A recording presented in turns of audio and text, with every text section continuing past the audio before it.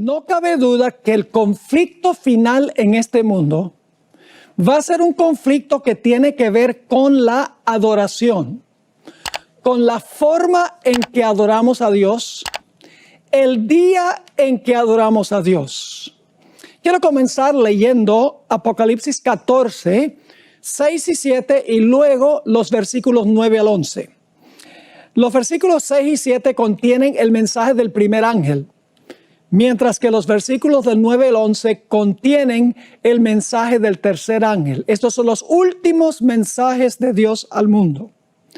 Dice en Apocalipsis 14, 6, vi volar por en medio del cielo a otro ángel que tenía el evangelio eterno para predicarlo a los moradores de la tierra, a toda nación, tribu, lengua y pueblo, diciendo a gran voz: temed a Dios y dadle gloria, porque la hora de su juicio ha llegado. Y ahora escuchen esto: y adorad a aquel que hizo el cielo y la tierra, el mar y las fuentes de las aguas. Así que el primer ángel insta a todos los seres humanos a adorar al Creador. Pero hay un rival que quiere también nuestra adoración. Quiere que adoremos a su estilo y en su día. Se llama la bestia en el libro de Apocalipsis y tiene su marca, la marca de la bestia. El versículo 9 dice lo siguiente: y el tercer ángel los siguió a los primeros dos, diciendo a gran voz: si alguno adora, ahí está la palabra clave otra vez, si alguno adora a la bestia y a su imagen y recibe la marca en su frente o en su mano, él también beberá del vino de la ira de Dios, que ha sido vaciado puro en el cáliz de su ira, y será atormentado con fuego y azufre delante de los santos ángeles y del Cordero. Y el humo de su tormento sube por los siglos de los siglos. Y no tienen reposo día ni noche.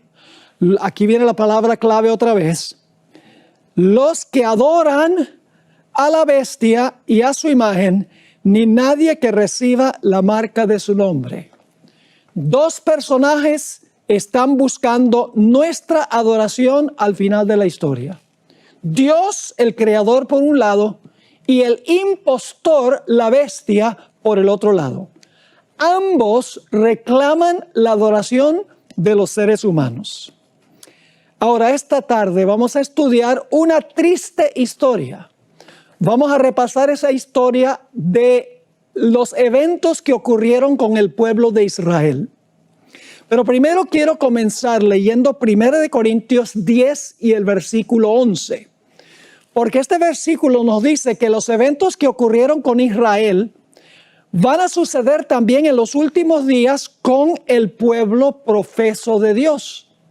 Dice allí en 1 Corintios 10 y el versículo 11, después de relatar varias experiencias de la historia de Israel, lo siguiente: y estas cosas les acontecieron como ejemplo y están escritas para amonestarnos a nosotros, dice el apóstol Pablo, a quienes han alcanzado los fines de los siglos. La historia de Israel nos enseña grandes lecciones a la iglesia cristiana, los que van a vivir a los fines de los siglos. Así que vamos a mirar rápidamente la trayectoria de la historia de Israel, porque lo que pasó con Israel, literalmente, con el Israel literal, representa lo que sucede con el pueblo espiritual de Dios, con el Israel espiritual, con la iglesia cristiana. En el caso de Israel, Egipto representa el mundo. Canaán, hacia donde marcha el pueblo, representa el destino celestial, representa el reino venidero, el reino eterno. La experiencia de Israel es un microcosmo de la experiencia de la iglesia. Ustedes recuerdan que el pueblo de Israel estaba en servidumbre. Igualmente, los que pertenecen ahora en la iglesia, antes de conocer a Cristo, estaban en servidumbre espiritual al pecado. En su desesperación, el pueblo de Israel clamó a Dios para que los librara. De la misma manera, los que estábamos fuera de Cristo, clamamos a Cristo para que nos librara del pecado. Dios escuchó el clamor del pueblo de Israel y Dios escuchó el clamor de aquellos que se apartaron de las tinieblas a la luz admirable de aquellos que aceptaron a Cristo como Salvador personal. Así como Dios obró maravillas y milagros para librar a Israel, Dios ha hecho milagros y maravillas en la historia de la iglesia cristiana también para librar a los fieles de Dios. La señal de liberación del pueblo de Israel fue la sangre del cordero que se colocó en el dintel y en los postes de las puertas de Israel. En nuestro caso representa la sangre del Cordero de Dios que quita el pecado del mundo, la sangre de Cristo Jesús. El pueblo de Israel después de su redención fue bautizado. Muy interesante. En 1 Corintios el capítulo 10 y el versículo 1 al 4 dice que Israel fue bautizado en el Mar Rojo. Es decir, ellos entraron a las aguas, cuando salieron de las aguas en el otro lado, toda su vieja vida quedó enterrada en las aguas, porque todos sus antiguos enemigos murieron sepultados en el Mar Rojo. Pero la historia no termina allí, porque el pueblo de Israel también tenía que cruzar todavía un largo y árido desierto para poder entrar a Canaán, a la tierra prometida. De la misma manera, los que hemos sido redimidos del pecado por la sangre del Cordero, estamos transitando a través del desierto de este mundo hacia la Canaán celestial y afrontamos muchos de los mismos peligros y los problemas que afrontó el pueblo de Israel en su peregrinaje a través del desierto. Ahora, si ustedes fueran a cruzar un desierto, ¿qué provisión harían antes de empezar el viaje? Yo creo que las dos cosas más indispensables serían agua y comida. Porque ¿cómo uno va a cruzar un desierto sin agua y sin comida? Pues fíjense, después que el pueblo de Israel salió de Egipto, Dios los redimió, fueron bautizados en el Mar Rojo, dejaron sepultada toda su vida antigua, resucitaron, por así decirlo, a novedad de vida. Entonces, en Éxodo el capítulo 16, Dios les dio maná, que para la iglesia representa la palabra de Dios. Y luego en el capítulo 17, Dios les dio agua de la roca, que representa el agua de la roca, el Espíritu Santo, según Juan 4, 13 y 14 y Juan 7, 37 al 39. Es decir, para cruzar este desierto de la vida, nosotros necesitamos el alimento de la palabra y necesitamos la conducción del Espíritu Santo. Y luego Dios llevó al pueblo de Israel, el pueblo redimido de Israel, al monte Sinaí. Dios quería hacer un pacto con ellos. Dios los había librado gratuitamente. Ellos no hicieron nada para librarse. No tuvieron que pelear, no tuvieron que hacer nada, sino clamar a Dios. Y por la sangre del Cordero fueron librados. Pero ahora Dios les dice a ellos, yo los libré. Y ahora quiero que ustedes formen un pacto conmigo, un pacto de obediencia y lealtad. Porque antes ustedes eran de Faraón, ahora ustedes son míos. Vamos a leer Éxodo 19 y el versículo 3 al 6. Y Moisés subió a Dios, y Jehová lo llamó desde el monte diciendo, así dirás a la casa de Jacob y anunciarás a los hijos de Israel. Vosotros visteis lo que hice a los egipcios, y cómo os tomé sobre alas de águilas y os he traído a mí. Ahora fíjense, Dios dice, yo los redimí a ustedes. Ustedes vieron las maravillas que yo hice para librarlos a ustedes, como Cristo ha librado a los que están en la iglesia de la servidumbre al pecado. Y luego Dios dice en el versículo 5, ahora pues, sí es el sí condicional, si diereis oído a mi voz y guardareis mi pacto, vosotros seréis mi especial tesoro sobre todos los pueblos, porque mía es toda la tierra. Y vosotros me seréis un reino de sacerdotes y gente santa. Estas son las palabras que dirás a los hijos de Israel. Dios dice, yo quiero que este pueblo haga un pacto conmigo. Un pacto de oír mi voz y de guardar mi pacto. Así que ahora Moisés le entrega el mensaje de Dios al pueblo de Israel. Noten Éxodo 19, 7 y 8. Entonces vino Moisés y llamó a los ancianos del pueblo y expuso en presencia de ellos todas estas palabras que Jehová le había mandado. ¿Y cómo respondió el pueblo? Versículo 8. Y todo el pueblo respondió a una y dijeron: todo lo que Jehová ha dicho, haremos. Dios hizo la oferta, el pueblo dice: aceptamos la oferta. Y ahora Moisés le lleva las palabras a Dios del pueblo. Dice en Éxodo 19 y el versículo 8: y todo el pueblo respondió a una y dijeron: todo lo que Jehová ha dicho haremos. Y ahora escuchen bien. Y Moisés refirió a Jehová las palabras del pueblo. Es decir, el pacto ahora estaba completo. Dios había ofrecido el pacto a condición de oír su voz y guardar su pacto. Y el pueblo había dicho: aceptamos eso, aceptamos oír tu voz y aceptamos obedecerte. En realidad, el pacto en el Sinaí fue un pacto matrimonial entre Dios e Israel. Por eso es que en el Antiguo Testamento Dios constantemente acusó a Israel de portarse como ramera y de fornicar con otras naciones, porque ellos debían tener solo a Dios como su esposo. Noten lo que dice Jeremías 31:32, a donde dice que ese pacto fue un pacto matrimonial. Dice allí Dios, refiriéndose a lo que ocurrió en el monte Sinaí: no como el pacto que hice con sus padres, el día que tomé su mano para sacarlos de la tierra de Egipto, porque ellos invalidaron mi pacto, que fue lo que Israel hizo. Dios dice: ellos invalidaron mi pacto, aunque fui yo un marido para ellos, dice Jehová. Es decir, fue un pacto matrimonial. Ahora yo les pregunto, ¿un pacto tiene condiciones? ¿Un matrimonio tiene condiciones? ¿Hay estatutos y reglamentos en el matrimonio? Sí. Uno de los reglamentos principales es que uno no puede tener otras mujeres como amantes, otros hombres como amantes. Se conserva uno solo para la persona con quien uno se casó. Así que Dios le va a dar a Israel en Éxodo 19 y Éxodo 20, a Israel las condiciones del pacto. Les va a entregar los 10 mandamientos. Ahora, noten que Dios no dice: obedézcanme y los voy a librar de Egipto.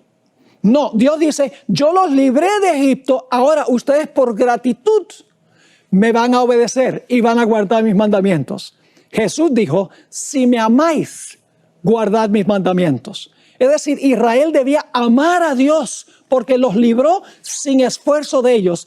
Y en respuesta deben haber oído la voz de Jehová y deben haber obedecido el pacto. Noten Éxodo 20 y el versículo 1 y 2.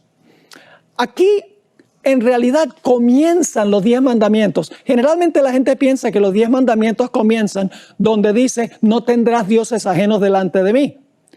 Pero los 10 mandamientos tienen un prólogo, una motivación para guardar los mandamientos.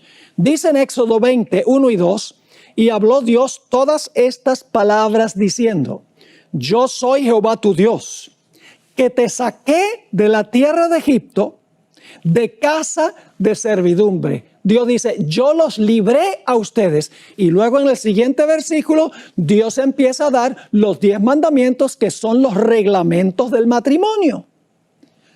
Ahora, antes Dios dice: ustedes eran de Faraón, pero ahora ustedes son míos.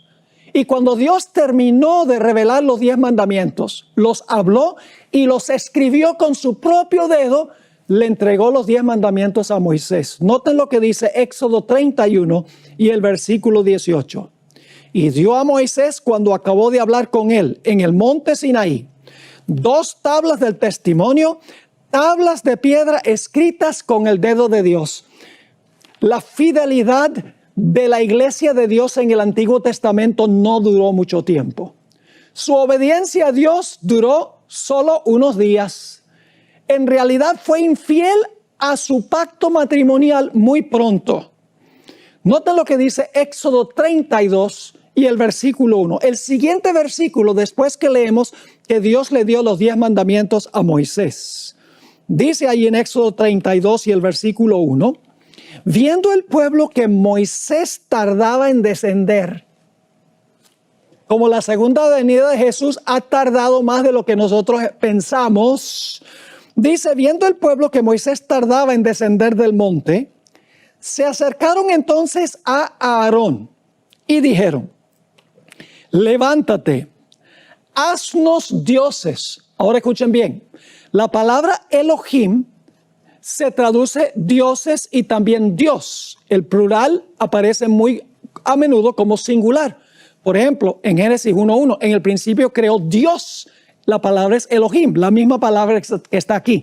Así que mejor es decir que la gente estaba diciendo, haznos Dios, que vaya delante de nosotros. Y ahora fíjense qué despectivos eran con su líder. Porque a este Moisés, el varón que nos sacó de la tierra de Egipto, no sabemos qué le haya acontecido, está demasiado demorado.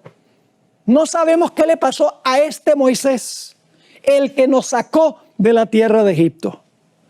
Y luego entonces comienza una rebelión en el campamento, instigada por un grupo que se conoce como la multitud mixta. Permítame leerles una cita sobre la identidad de la multitud mixta. En el libro Patriarcas y Profetas, página 433, dice que esta gente salió con Israel, pero no era de Israel.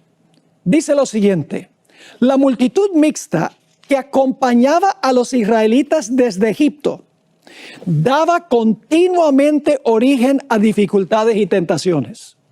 Los que la componían decían haber renunciado a la idolatría y profesaban adorar al Dios verdadero. Pero su educación y disciplina anteriores habían moldeado sus hábitos y sus caracteres, de modo que en mayor o menor medida estaban corrompidos por la idolatría y la irreverencia hacia Dios. Ellos eran los que más a menudo suscitaban contiendas, eran los primeros en quejarse y corrompían el campamento con sus prácticas idólatras y sus murmuraciones contra Dios. Qué tremenda descripción de los instigadores de la rebelión. Salieron con Israel, pero su corazón no estaba con Israel. Eran idólatras, como dice aquí. Habían tenido una educación y disciplina en el politeísmo. No tenían reverencia para con Dios. Noten lo que dice Éxodo 32 y el versículo 2 y 3. Ahora el líder Aarón escucha lo que ellos quieren, que se haga un Dios que ellos quieren representar a Jehová, Dios, con lo que va a hacer Aarón. Y Aarón accede. Dice en el versículo 2 del capítulo 32, y Aarón les dijo, apartad los zarcillos de oro que están en las orejas de vuestras mujeres y de vuestros hijos y de vuestras hijas y traédmelos. Entonces todo el pueblo apartó los zarcillos de oro que tenían en sus orejas y los trajeron a Aarón. Ahora escúcheme bien, no trajeron todos los que tenían. Vamos a ver al final de la historia que le quedaron muchos zarcillos y muchos collares, pero trajeron algo para que se fundieran para hacer el becerro de oro. Noten el versículo 4. Hablando de Aarón dice, y él los tomó de las manos de ellos y le dio forma con buril e hizo de ello un becerro de fundición. Entonces dijeron, Israel, estos son tus dioses. Ahora dice dioses, pero una mejor traducción es, este es tu Dios que te sacó de la tierra de Egipto. Elena White hizo un comentario muy interesante en la Review and Herald, septiembre 6 de 1906, sobre este versículo donde dice, estos son tus dioses que te sacaron. La hermana White identificó que ellos lo que querían era representar a Dios con el becerro, no dioses paganos, el Dios de Israel. Dice la cita así, el resultado de su murmuración e incredulidad fue que Aarón les hizo un becerro de oro, ahora escuchen bien, para representar a Dios. Esa palabra Dios tiene mayúscula inicial. Ellos no querían que ese becerro representara a los dioses de Egipto, sino a Jehová, el Dios verdadero. Sigue escribiendo. Él proclamó que este ídolo era Dios. Aarón dijo que el ídolo era Dios, no dioses, Dios. Y la hermana White nuevamente pone la palabra Dios con mayúscula inicial. Y luego dice, y así se suscitó gran entusiasmo sobre este falso Dios. Y ahí la palabra Dios está con minúscula. Es decir, ellos querían que se hiciera un becerro de oro para representar a Dios, no dioses, sino el verdadero Dios. Noten lo que dice el versículo 5 y 6. Ahora ellos van a celebrar un culto. Algunos creen que lo que hicieron al pie del Sinaí, la fiesta que tuvieron, fue una fiesta secular. No. Fue un culto de adoración que le estaban ofreciendo a Dios. Dice en Éxodo 32, 5 y 6. Y viendo esto a Aarón, edificó un altar delante del becerro. Y pregonó a Aarón y dijo, mañana será fiesta para Jehová. Así que levantan un altar. Dice, mañana va a ser la fiesta para Jehová. Versículo 6. Y al día siguiente madrugaron y ofrecieron holocaustos. Fíjate, este es un culto. Ofrecieron holocaustos y presentaron ofrendas de paz. Y se sentó el pueblo a comer y a beber y se levantó a regocijarse. Y entonces Dios ahora sabe lo que está pasando y Dios está con Moisés allá en el monte y Dios ahora le va a decir algo muy interesante a Moisés. En el versículo 7 dice lo siguiente. Entonces Jehová dijo a Moisés, anda, desciende, porque tu pueblo que sacaste de la tierra de Egipto se ha corrompido.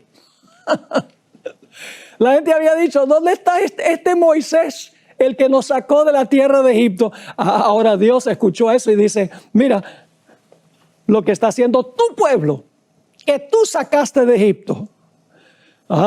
Mis hermanos y hermanas, el pacto quedó anulado allí en el monte Sinaí. Voy a leerles varias citas del libro Patriarcas y Profetas. En la página 328, la hermana White escribió, el pacto de Dios con su pueblo había sido anulado. En otra cita, página 329, ella escribió, Dios había dado a entender que rechazaba a su pueblo. La palabra en inglés no es rechazada, es la palabra disowned, que significa, este pueblo ya no es mío. En la página 329 ella dice, los pecados de Israel ya les habían hecho perder el favor de Dios y la justicia exigía su destrucción. Y en la página 334 dice, los israelitas eran culpables de haber traicionado a un rey que los había colmado de beneficios y cuya autoridad se habían comprometido voluntariamente a obedecer. Ahora Moisés va a interceder por el pueblo. Dios le ha dicho, el pueblo que tú sacaste de Egipto se ha prostituido. Y ahora Moisés va a hablar con Dios y fíjense lo que le va a decir en Éxodo, el capítulo 32 y el versículo 11. Entonces Moisés oró en presencia de Jehová su Dios y dijo, oh Jehová, ¿por qué se encenderá tu furor contra tu pueblo que tú sacaste de la tierra de Egipto con gran poder y con mano fuerte? Moisés estaba diciendo, no me eches este muerto a mí. Tú fuiste el que sacaste a este pueblo de Egipto. Tú fuiste el que libraste a esa gente de Egipto. Ahora noten lo que dice el versículo 15 y 16. Ahora Moisés sabe lo que está pasando al pie del monte. Él está intercediendo por el pueblo que se ha prostituido, que ha quebrantado el pacto de Dios. El pacto ahora no aplica porque han roto su voto matrimonial con Dios. Y en Éxodo 32, 15 y 16 dice, y volvió Moisés y descendió del monte, trayendo en su mano las 2 tablas del testimonio, las tablas escritas por ambos lados. De uno y otro lado estaban escritas y las tablas eran obra de Dios y la escritura era escritura de Dios grabada sobre las tablas. Así que Moisés está descendiendo del monte y de repente él oye en el campamento como una revolución que se está realizando. Es el culto que la gente está celebrando ahí al pie del monte, en honor a Dios, según ellos. En Éxodo 32, 17 al 19 dice: cuando oyó Josué el clamor del pueblo que gritaba, dijo a Moisés: alarido de pelea hay en el campamento, es decir, en el campamento hay una guerra. Y él respondió, Moisés le dijo: no es voz de alaridos de fuertes, ni voz de alaridos de débiles, voz de cantar oigo yo. La gente estaba cantando. ¿Qué clase de música? Ya lo vamos a ver. Y aconteció que cuando él llegó al campamento y vio el becerro y las danzas, estaban cantando y bailando en el culto. Dice, ardió la ira de Moisés y arrojó las tablas de sus manos y las quebró al pie del monte. De esa manera estaba indicando de que el pacto había sido roto y quebrado. En Patriarcas y Profetas, página 331, la sierva del Señor escribió: al acercarse al campamento, vieron al pueblo que gritaba y bailaba alrededor de su ídolo. Era una escena de libertinaje pagano, una imitación de las fiestas idólatras de Egipto. Y ahora escuchen esto: pero cuán distinta era del solemne y reverente culto a Dios. ¿Cómo es el culto que Dios acepta? Un culto solemne y ¿qué? Reverente, según dice aquí. Así que Moisés ahora se llena de ira santa. Todo lo que Dios había hecho por ellos. Y dice en Éxodo 32 y el versículo 19 y 20, y aconteció que cuando él llegó al campamento y vio el becerro y las danzas, ardió la ira de Moisés y arrojó las tablas de sus manos y las quebró al pie del monte. La sierva del Señor escribió en la página 331 de Patriarcas y Profetas para demostrar cuánto aborrecía este crimen. Arrojó al suelo las tablas de piedra que se quebraron a la vista del pueblo, dando a entender en esta forma que así como ellos habían roto su pacto con Dios, así también Dios había roto su pacto con ellos. Ahora hablemos por unos momentos sobre el líder espiritual que había dejado Moisés allí con el pueblo cuando Moisés ascendió al monte. Aarón debería haberse parado y haber dicho: esto está mal, romper los votos matrimoniales, pero era un líder débil. Quería ser políticamente correcto, no estaba dispuesto de pararse en favor de la verdad. En Éxodo 32 y el versículo 21 al 24 dice: y dijo Moisés a Aarón: ¿qué te ha hecho este pueblo, que has traído sobre él tan gran pecado? Y ahora fíjense lo que va a decir Aarón. Y respondió Aarón: no se enoje, mi señor. Tú conoces al pueblo que se ha inclinado al mal, le está echando la culpa al pueblo, pero él era el líder. Él debería haber tomado medidas para hacer lo que Dios quería que hiciera. Sigue diciendo en el versículo 23, porque me dijeron: haznos dioses que vayan delante de nosotros. Porque a este Moisés, el varón que nos sacó de la tierra de Egipto, no sabemos qué le haya acontecido. Y ahora va a añadir a la debilidad la mentira. Y yo le respondí: ¿quién tiene oro? Apartadlo. Y me lo dieron y lo eché en el fuego y salió este becerro. Es decir, eché el oro al fuego y el becerro salió saltando del fuego. No había sido así. Dice que lo formó con buril. Quiero leerles ahora unas citas del Espíritu Profecía sobre el carácter de Aarón. Moisés era un hombre que se paraba en pro de la verdad. No titubeaba. Aunque lo quisieran apedrear, él hacía lo que era correcto. No así con Aarón. Dice en Patriarcas y Profetas, página 327, Aarón reconvino débilmente al pueblo, y su vacilación y timidez en el momento crítico solo sirvieron para hacerlos más decididos en su propósito. Aarón temió por su propia seguridad y en vez de ponerse noblemente de parte del honor de Dios, cedió a las demandas de la multitud, lo que el pueblo quería. La gente admiró la gentileza y la paciencia de Aarón, pero ni Moisés ni Dios lo vieron así. En Testimonios para la Iglesia, tomo 4, páginas 514 y 515, agrega esto en cuanto a Aarón. Por temor a ofender al pueblo, guardó silencio. No se paró audazmente a favor de Dios, sino que para complacer al pueblo, darle al pueblo lo que ellos querían. Para complacer al pueblo, hizo un becerro de oro. Parecía adormecido ante el incipiente peligro. Aarón podría haber coartado la primera palabra rebelde, pero temía tanto ofender al pueblo que aparentemente se unió con ellos y finalmente lo persuadieron que hiciera un becerro de oro para ellos adorarlo. Y luego Elena White habla sobre la iglesia en el presente. En Patriarcas y Profetas, página 328, ella escribió, y hay todavía Aarones dóciles. Esa no es la mejor traducción de la palabra que usa Elena White, quien escribió en inglés. La palabra en inglés es pliant. Aarones que son pliant. ¿Qué significa esa palabra? Significa plegable, fácilmente influenciado, flexible, algo que se dobla fácilmente, algo que cede fácilmente ante la presión. Eso es lo que dice Elena White. Hay todavía Aarones plegables. Sigue escribiendo que mientras desempeñan cargos de autoridad en la iglesia, ceden a los deseos de los miembros no consagrados y así los incitan al pecado. ¡Wow!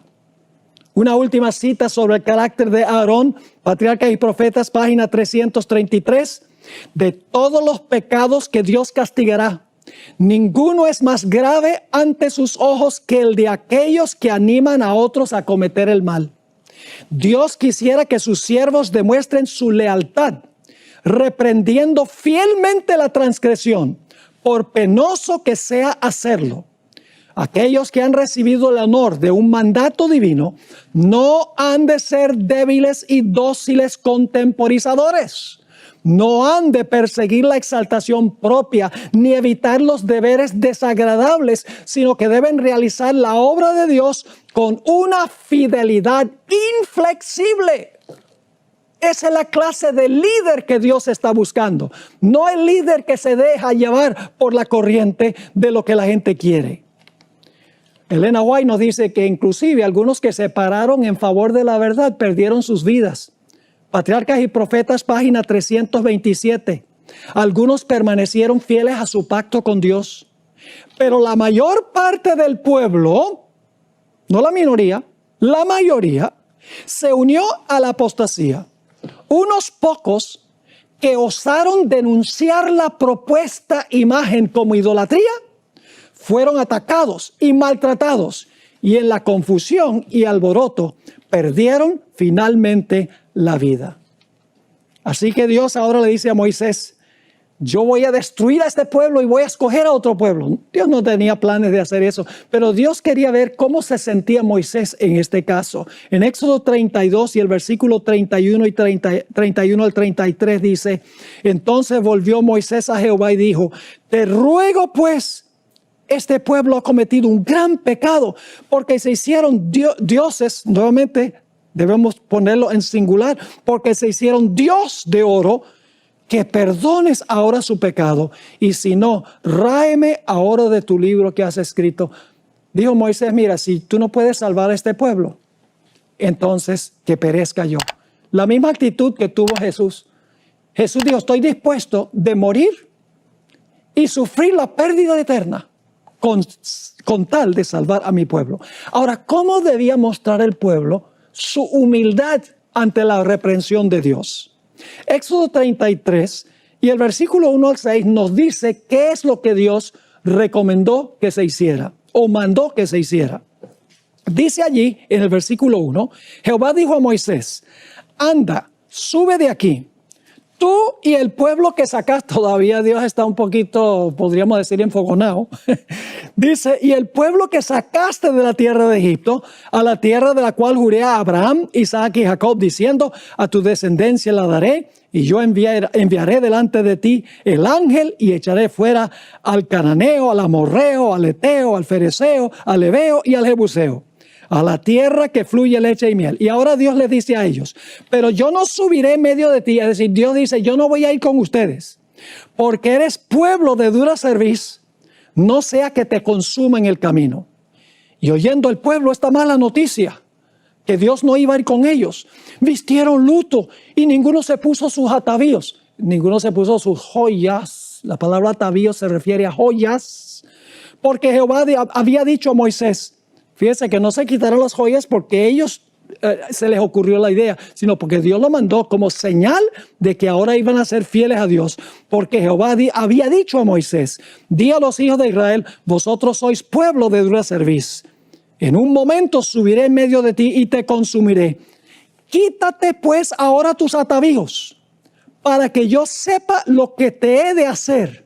Entonces los hijos de Israel se despojaron de sus atavíos desde el monte Horeb, porque las joyas eran señal de arrogancia. Dios dice, quítate las joyas como señal de humillación. Algunos dicen, bueno, pero eso era en el Antiguo Testamento. Ahora estamos en el Nuevo. El Nuevo también dice lo mismo. En 1 Timoteo, el capítulo 2 y el versículo 9 y 10, el apóstol Pablo escribió, asimismo que las mujeres se atavíen de ropa decorosa, con pudor y modestia, no con peinado ostentoso, ni oro, ni perlas, ni vestidos costosos, sino con buenas obras, como corresponde a mujeres que profesan piedad. El apóstol Pedro, el otro gigante del Nuevo Testamento, escribió algo similar en 1 de Pedro 3 y el versículo 3 y 4. Aquí Pedro escribió, vuestro atavío no sea el externo, de peinados ostentosos, de adornos de oro o de vestidos lujosos, sino el interno, el del corazón, en el incorruptible ornato de un espíritu afable y apacible, que es de grande estima delante de Dios. Ahora yo quiero preguntar, ¿será posible que la iglesia remanente al final de la historia afronte una prueba semejante a esta? ¿Será que la música llegará nuevamente a ser un problema en la iglesia al acercarnos a la Canaán celestial? En el año 1898 y 1899, el evangelista S.S. Davis, evangelista adventista, introdujo una herejía que se conoce como la herejía de la carne santificada. Es la idea de que antes que Cristo venga, Dios nos va a dar carne santa y por lo tanto no vamos a poder pecar porque nos va a quitar la naturaleza pecaminosa. Esa es una herejía. Eso pasa es cuando Cristo venga, no antes de que Cristo venga. Pronto los pastores de la Asociación de Indiana, junto con el presidente de la Asociación de Indiana, adoptaron esta herejía. La conferencia general estaba muy preocupada por lo que estaba pasando en Indiana, porque el presidente, el evangelista, muchos pastores habían aceptado esta falsa enseñanza, esta herejía. Y además de eso se escuchaban rumores de que había un estilo de culto problemático. Por lo tanto, la conferencia general mandó a dos pastores de confianza, el pastor Stephen Haskell y el pastor A.J. Breed, como observadores del campestre que se celebró del 13 al 23 de septiembre del año 1900 en la ciudad de Muncie, Indiana. 10 días después, el 10 de octubre del año 1900, el pastor Haskell le escribió a la hermana White sobre el estilo de adoración, específicamente la música y los instrumentos que se usaron. Escribió lo siguiente: había un tambor grande, 2 tamboriles, una viola, 2 violines, una flauta y 2 trompetas que se unieron a un órgano y unas pocas voces. Usan el himnario Garden of Spices, que era un himnario pentecostal usándose en un campestre adventista.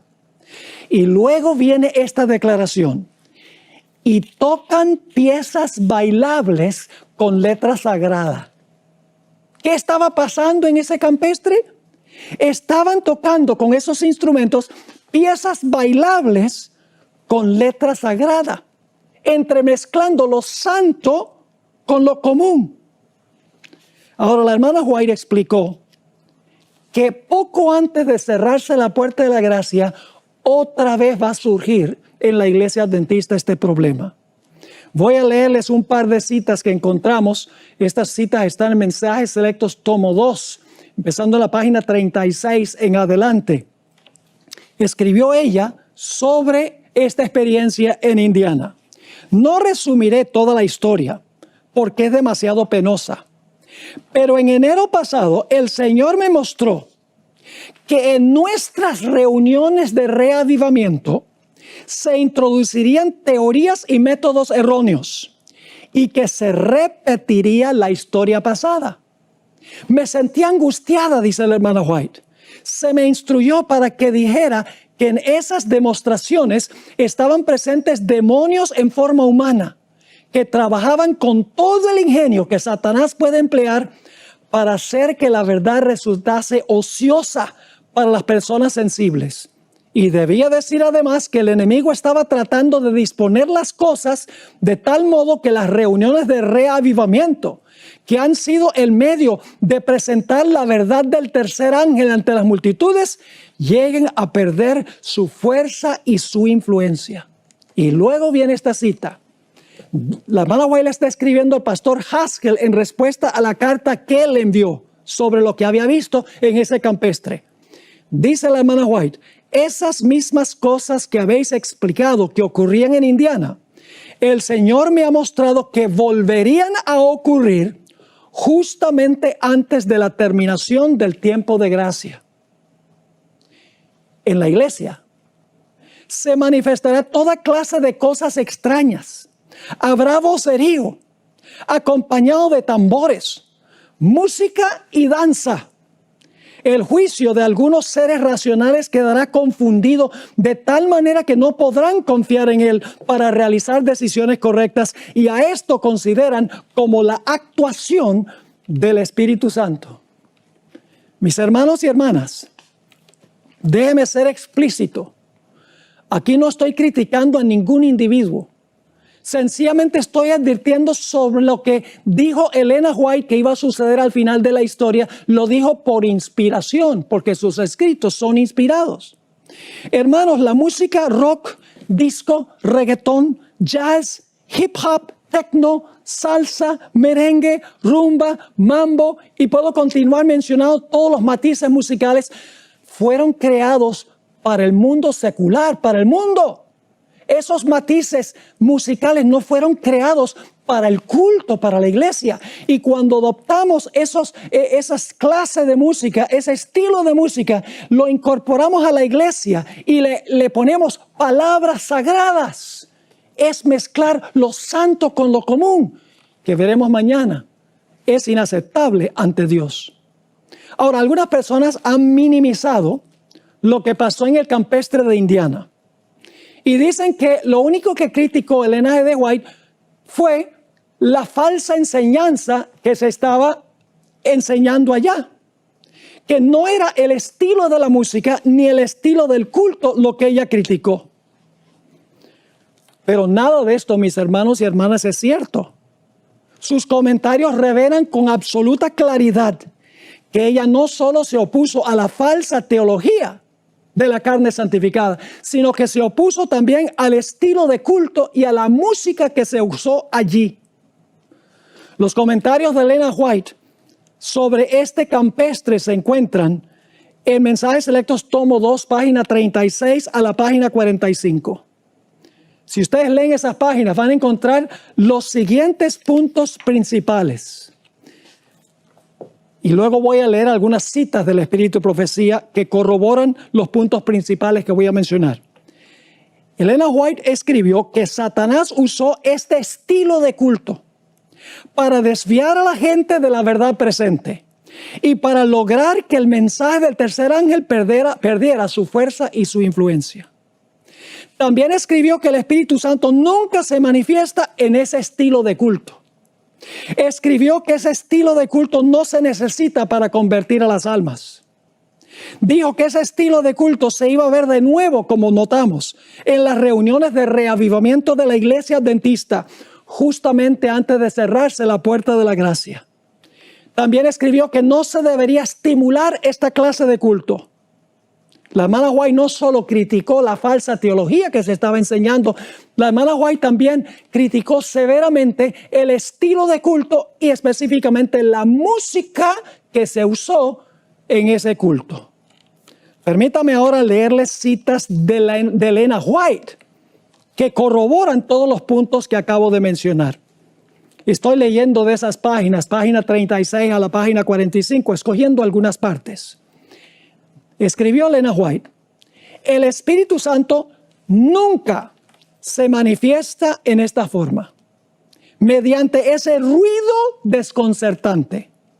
Esto constituye una invención de Satanás para ocultar sus ingeniosos métodos destinados a tornar ineficaz la pura, sincera, elevadora, ennoblecedora y santificadora verdad para este tiempo.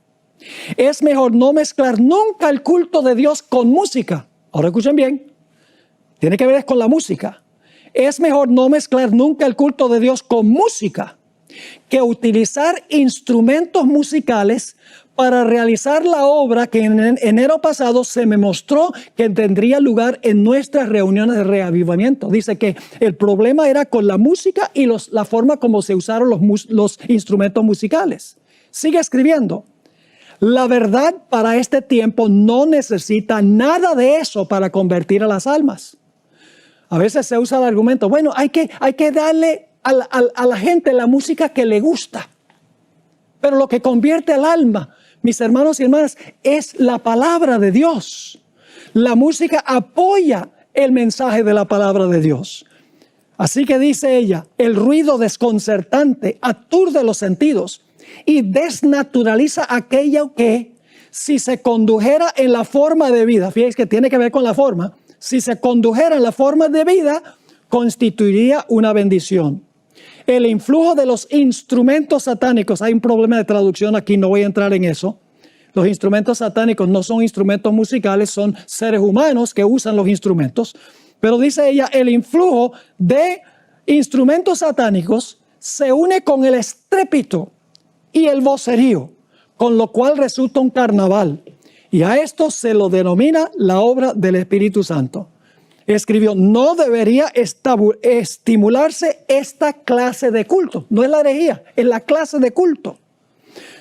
Escribió también, no resumiré toda la historia porque es demasiado penosa. Pero en enero pasado el Señor me mostró que en nuestras reuniones de reavivamiento se introducirían teorías y métodos erróneos y que se repetiría la historia pasada. Me sentí angustiada. Se me instruyó para que dijera que en esas demostraciones estaban presentes demonios en forma humana, que trabajaban con todo el ingenio que Satanás puede emplear para hacer que la verdad resultase odiosa para las personas sensibles.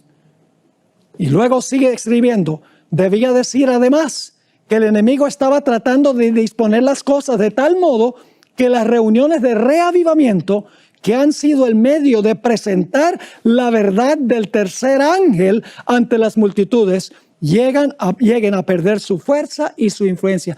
El propósito de Satanás era usar la música para que la gente no tuviera interés en el mensaje del tercer ángel, en el mensaje de la verdad presente, porque el culto se debe centrar en el mensaje. La música apoya el mensaje, no el mensaje a la música. Sigue escribiendo Elena White.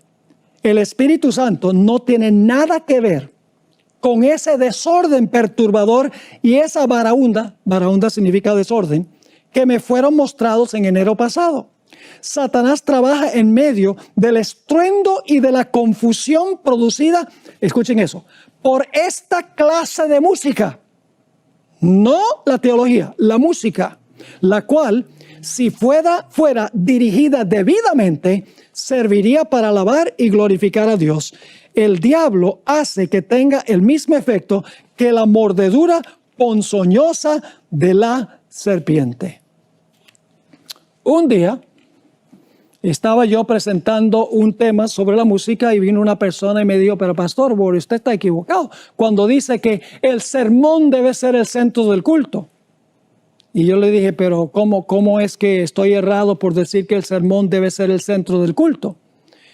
Me dijo, si usted mira todas las escenas de adoración en el libro de Apocalipsis, va a encontrar que en esas escenas de adoración no hay ni un solo sermón, es pura alabanza.